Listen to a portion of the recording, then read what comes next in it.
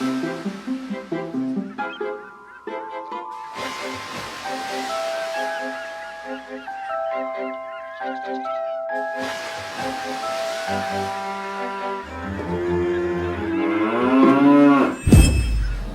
friends, it's Kevin from Hats and Guitars, JJ Hat Center, New York, the oldest hat shop in New York since 1911. What I'd like to do is try to get every single bit of knowledge that I know about hats, all the behind the scenes stuff, cut to the chase, so all you guys know what the deal is when you're buying hats, you're educated. Hats, especially fine men's hats like fedoras, is kind of like a blind item. It's one of those things where people just don't know what the quality is, what isn't, and you know, what you do is you look for good names you know, Stetson, Borsalino, things like that, you know, and you know they're good, you trust they're good. But essentially, it's an item where people know very, very little about what they're buying.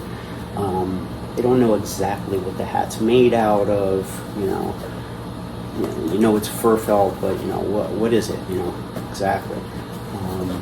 People know very, very little about this stuff, and when I got the job, I knew like nothing about it. Picked it up, you know, after working there for 26 years, you figure things out and stuff. Sometimes you learn the wrong thing, and then you figure it out later on, you know. But, okay, let's talk about the big rules with Panama hats. First of all, no rain, no water.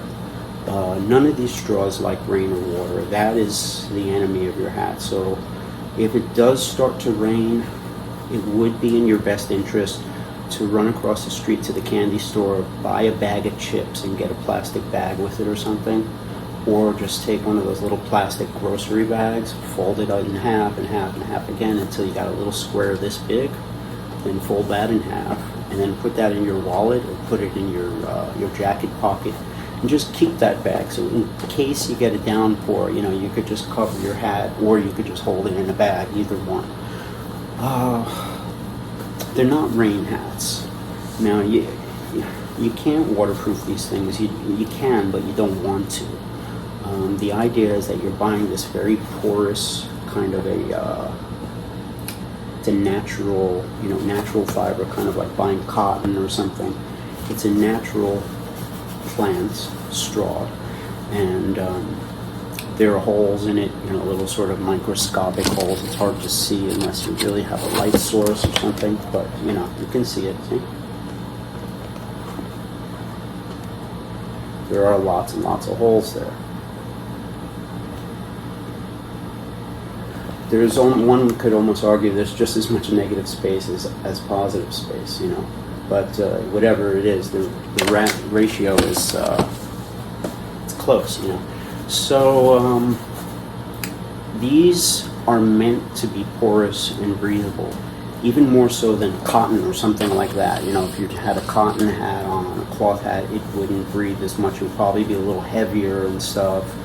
Wouldn't look as nice. Linen, you know, these straw hats they're lightweight, you know, they're wide, they cover a lot, they've got ventilation, they're made out of this natural stuff. It's just what you need to shade yourself, you know, without it being too heavy and stuff.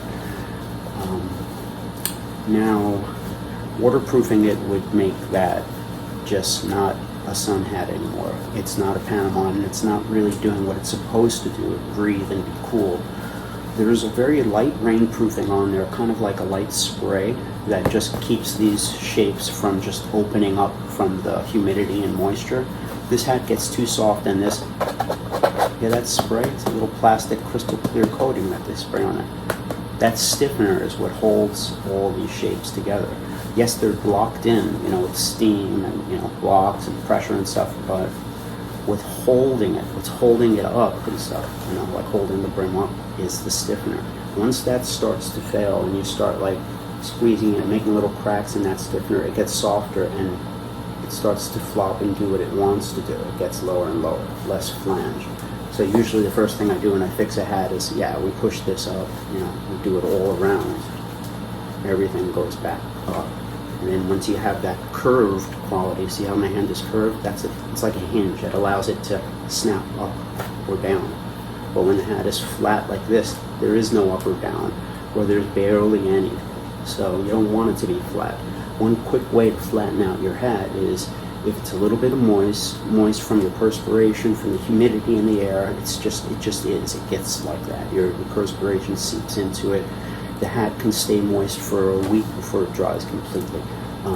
The hat is like that, and you put it down on the table, and then it just dries flat. It settles, and then as it dries, it takes the shape of the table flat and dries exactly like that. So leaving it on your brim like this is a no-no. Okay, no-no, because it's going to make your brim messed up and out of shape. It's going to start to flop. Okay, what you want to do is keep your brim snapped up and off the surface of the table like this, upside down. That's the correct way to store a Panama hat. On your shelf, in the box, when it goes in the box, there's a little pit, like a hole. It goes in that hole, and then there's a ring that stands up inside the hole, and the ring supports the flange of the brim, the curve of the brim. So it holds it here, but it doesn't flatten it out like that. It just holds it here. That's why it's a ring. Okay. The ring comes up from, like if the box is steep, then there's a ring that comes up and then holds the hat, elevates it, and keeps that flange perfect. You don't want it like this. You want the hat upside down in the box on a ring. If you don't have a proper hat box with like a ring inside, just put the hat upside down on your shelf, in the closet like this, upside down. Now, that is one reason, because of the flange will always just loosen up and get flat when you store it on its brim. But the main reason is right here. Everybody knows about the cracks. Cracks here and here happen from leaving it flat on the table and just, I gotta go, you grab it. That grab over and over, every day you leave work, you do the same grab. Every day you put it down on the counter, you pick it up. You go to the bar, you put it down, you pick it up. It's on your hook, you take it off the hook, you put it back on the hook. You're holding it in the same place, so it's like basically doing this, 1,000 times in a row. And you start to get little cracks that split and spread, and eventually it's a big hole in the front. People ask me to patch them up all day long during the summer, or when the summer begins, they start bringing them up. And you could just get some medical tape, some the medical white tape, adhesive tape, and just put it on the inside here, kind of like here and here. Just put the hat together, tape it together, and that's it. Reinforce it. You don't want to use glue or anything like that. The glue seeps out. It looks terrible. The glue gets dirty. It looks like this big black horrible scar. You don't want to use thread. I mean, you can use thread, but you have to go very far from the cracks and make it almost like on purpose, like something that you want, like big brown Frankenstein stitches, because they got to be like far from the crack. You can stitch it up that way. Use like a cool color thread. Go very far away from the stitches, not close to them, and make those X, across. But I would do the tape anyway, the tape first before you do the sewing, just to hold it together like safety glass. All right, golden rules. Let's talk more about it. I told you how to store it. Upside down is going to prevent cracks and make your hat last decades instead of a season or 2 or 3. The main reason people's hats die generally are 2 reasons. One reason, cracks here, holes there, sometimes in the back also. I'm grabbing it there too.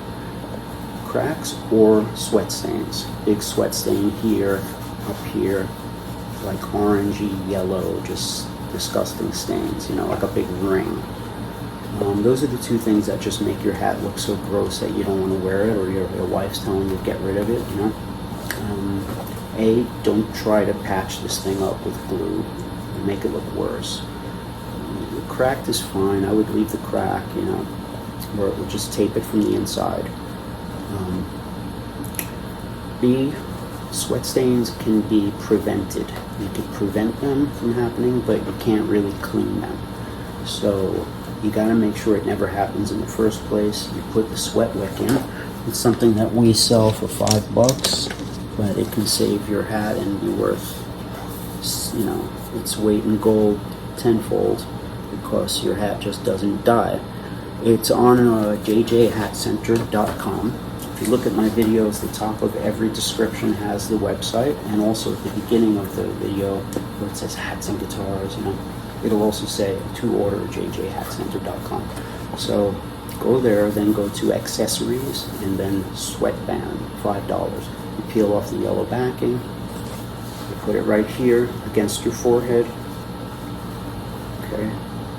They're black because the white ones just look gross. They start getting dirty stains on them, so get the black. You don't want white. Although we don't even sell white. It's just they look gross. But you put that in, use the sticker. Don't avoid the sticker, you just have to use it. Okay? And it might tighten up your hat a little bit. If it starts tightening up too much, cut the corners off. Like cut an inch off each corner. You could always stick them back on those corners too. But yeah, that'll loosen it up somewhat. That's a good way to do it. Or buy your hats on the looser side, not on the tighter side, and you'll have room to stick things like this in. I think I've got some padding in the back of this. Yeah, I always go big. It's just safer. Actually, this is my wife's hat. But yeah, we always go big. Alright. Let's talk about those cracks. Now, if you're going to buy a Panama hat, one good thing to do is to look for the reinforcements inside. They're not going to be in a lot of the European brands, but they're in some. Mostly the American brands. So some of the really high, fancy, Italian stuff, they don't have reinforcements. It's just, this one company has a patent on this one, another company has a patent on the glue, see-through plastic looking one. So this is something that, like, anybody whose hats come from Bowman, I think, Bowman makes hats for like 30 different companies, like Bailey, Stetson, this and that, Capus, New York Hat Company. There's a ton of companies that get their Panamas made from one kind of maker, and they weave the straw in Ecuador, ship it over to Bowman. Bowman makes the hats, put these reinforcements in. Those are really good. It's going to keep your hat from getting the cracks, and if you do get the cracks, at least it'll just hold it together. It's not going to open up into a hole, it'll just stay. What is that? A magic marker or something? This? No. Alright, what else? They also have reinforcements around the perimeter here. Okay, you see there, the gray? Same stuff, it's like a tough duck cloth. That is around the entire thing. It's a great thing. It keeps sweat from coming through. So if your sweat was going to come through the hat and make a stain 6 months later, that thing will block it, and maybe it'll come through, 8 or 10 or 12 months later, but eventually, you'll sweat through that too. But it blocks perspiration, and it's another one of their patents, A lot of the hats we have Teflon coverings on them, like very light rain protection and stain protection. That's a good thing too. But most Panamas have something like that. It's in the stiffener. Now, let's talk about stiffening. Common thing is for your hat to stop breaking. Okay, what happens is, like I said, it gets too soft. Okay, it means there's no flange left in it. There's no curve. That's your flange. That curve is what allows it to break up and down. So once that curve lets go and flops, it just doesn't want to hold it. Okay. Now there are ways to fix that. One of the sort of temporary fixes is just to go like really, really far down like that. And then it just kind of gets the hat more to the down position, but it doesn't always fix the snap. There are some hats that will actually fix the snap because they put a special wire in here, like a sort of something that responds to the movement when you go down. Go as far as you can until your knuckles touch the inside sweatband.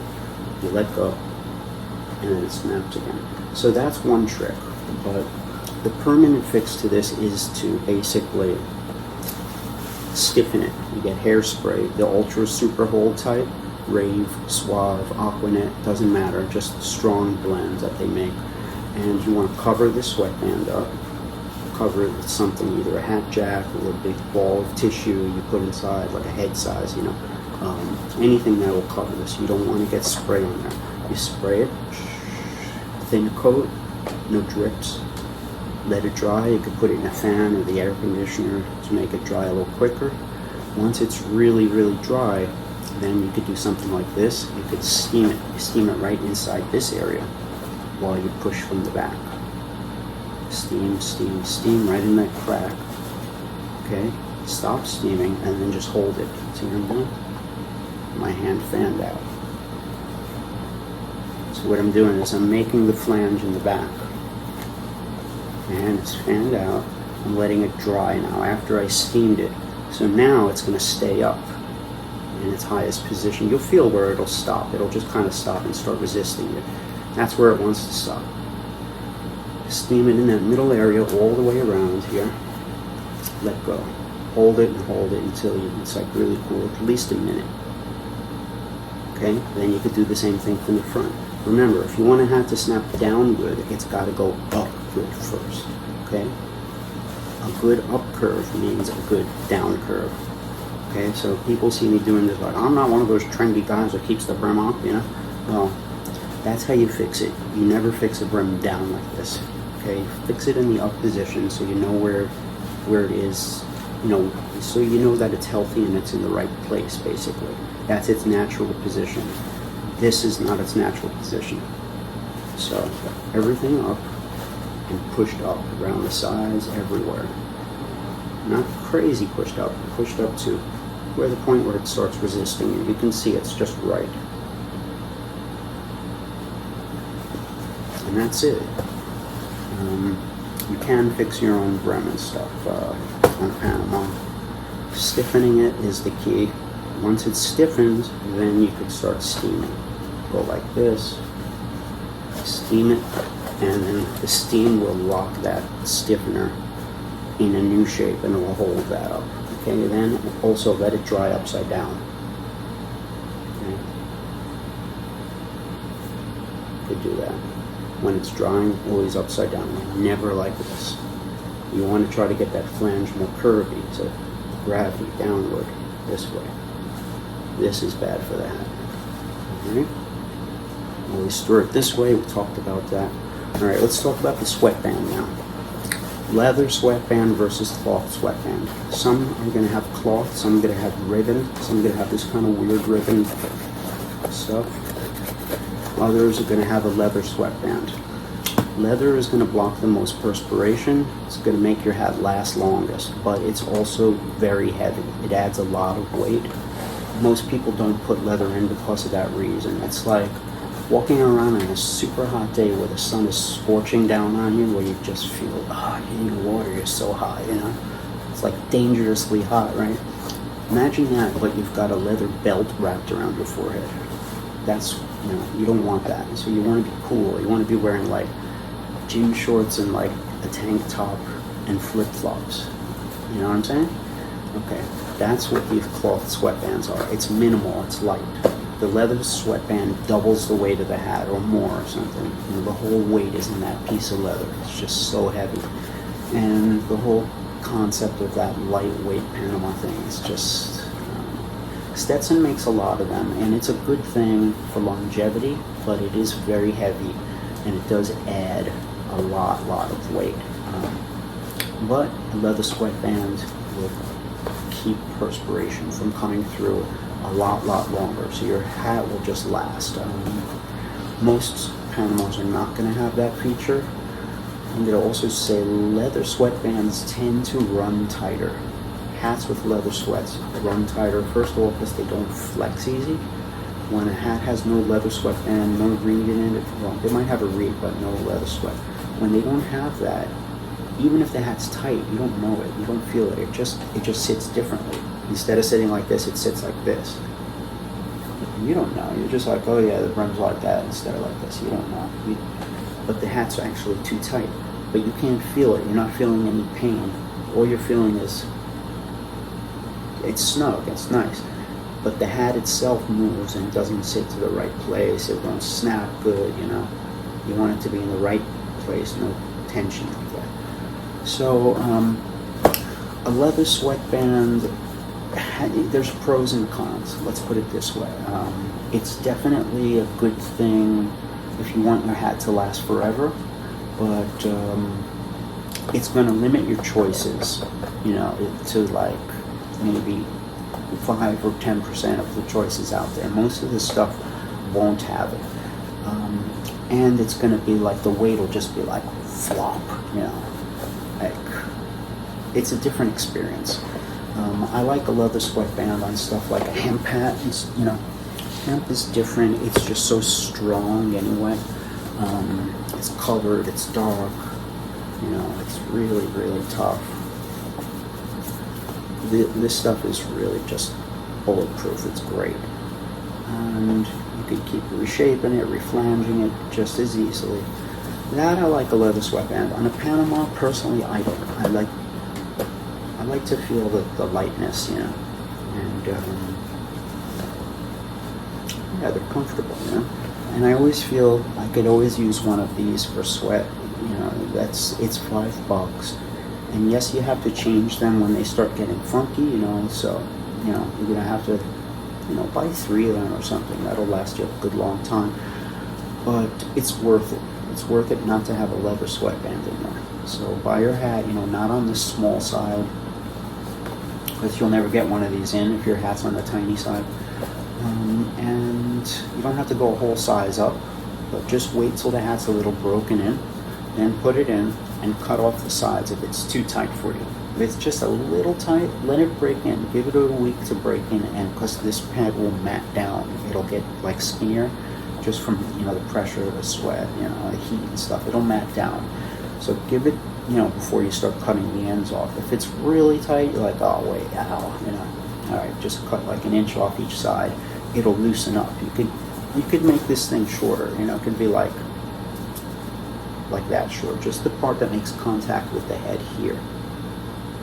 Okay, not this gap here. Now, if you have a shaved head or super short, hair, or receding hairline, or anything that makes you sweat all the way around, you're gonna probably need a longer sweatband, like this. But most people have sort of an oval head, and there's kind of gaps here, so not everybody needs that feature. So I'm gonna say, the regular sweat width generally is enough for most people.